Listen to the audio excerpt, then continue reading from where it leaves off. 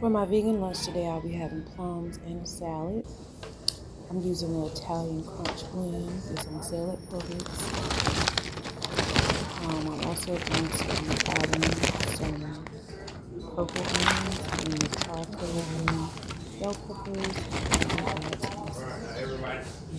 I like salads because they are filling and they help me get through the day. They give me the energy boost I need.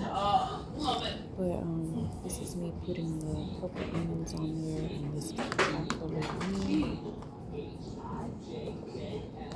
bell peppers. So this is what I'm going to be able to eat as